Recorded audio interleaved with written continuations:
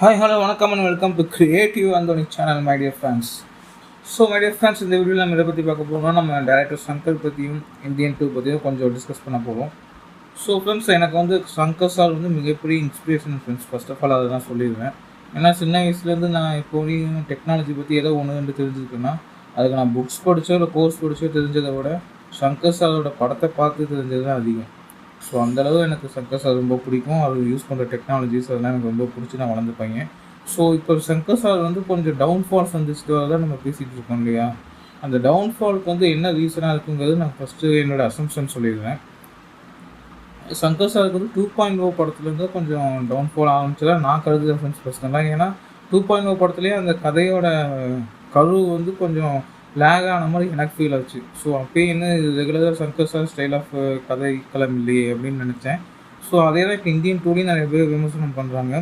கதை வந்து அவ்வளோவா ஸ்ட்ராங் இல்லை அப்படின்னு சொல்லி விமர்சனம் பண்ணுறாங்க ஃப்ரெண்ட்ஸ். இதுக்கு என்ன ரீசனாக இருக்குன்னா, சங்கர் சாருக்கு வந்து மிஸ்டர் ரைட்டர் சுஜாதா அவர்களோட மிகப்பெரிய ஒரு நட்புணர்வு தொடர்பு இருந்தது. இந்த மாதிரினா இப்போ சுஜாதா ரைட்டர் வந்து இலக்கிய வட்டாரத்தில் மட்டும் இல்லாமல் சினிமா வட்டாரத்தில் எஸ்பெஷலி சங்கர் சார் படத்தில் நிறையா படங்களுக்கு கதை எழுதியிருக்காரு.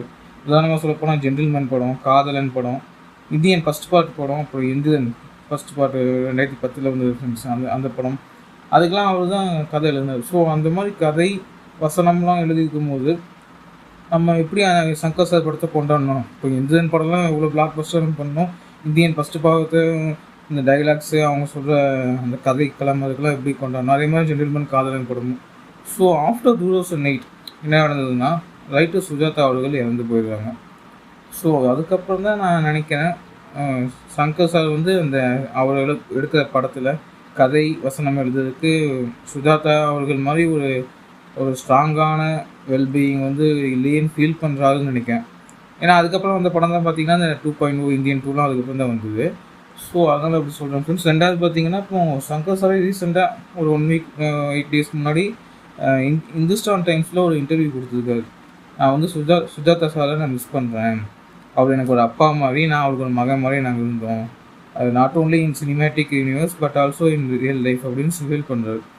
அவரே இந்த அளவு சொல்லும்போது இதுதான் மெயின் ரீசனாக இருக்குன்னு நினைக்கிறேன் ஃப்ரெண்ட்ஸ். இப்போ வந்து அவர் ட்ரை பண்ணிகிட்டு இருக்காரு.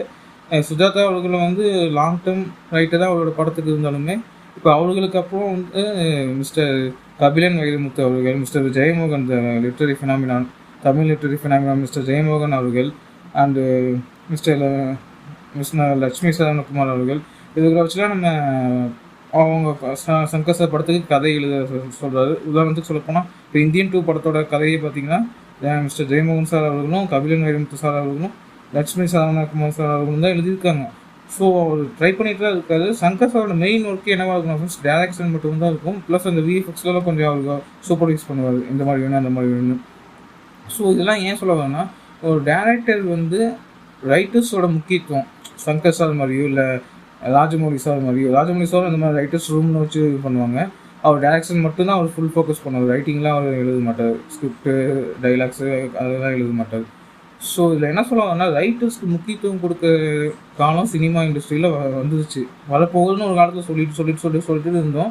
இப்போ வந்து ஆல்ரெடி வந்துருச்சு. அதை எல்லா டேரக்டர்ஸும் ஃபீல் பண்ணுறாங்க. ஒரு ஸ்கிரிப்ட் ரைட்டர், ஒரு ஸ்க்ரீன் ப்ளே ரைட்டர், ஒரு டைலாக் ரைட்டர் இருந்தால் எங்களுக்கு சொல்லுங்கிற அளவுக்கு இறங்கிட்டாங்க. நம்ம தமிழ் சினிமாலேயே இறங்கிட்டாங்க. இது வந்து என்னை மாதிரி உள்ள ரைட்டர்ஸ்க்கு ஒரு விடிவு காலம் தான். At the same time Shankar sir மாதிரி, ராஜமௌலி சார் மாதிரி, மிஸ்டர் கௌதம் வாசுதேவ் மேனன் சார் மாதிரி உள்ள டேரக்டர்ஸ்க்கும் ஒரு புரிந்துணர்வு காலமாக நல்ல நட்புணர்வு காலமாக, ரைட்டர்ஸ்க்கும் டேரக்டர்ஸ்க்கும் ஒரு நட்புணர்வு காலமாக வளரும்னு நினைக்கிறேன் ஃப்ரெண்ட்ஸ். இதுதான் என்னோடய thoughts of the day. Thank you. Bye from creative Anthony channel.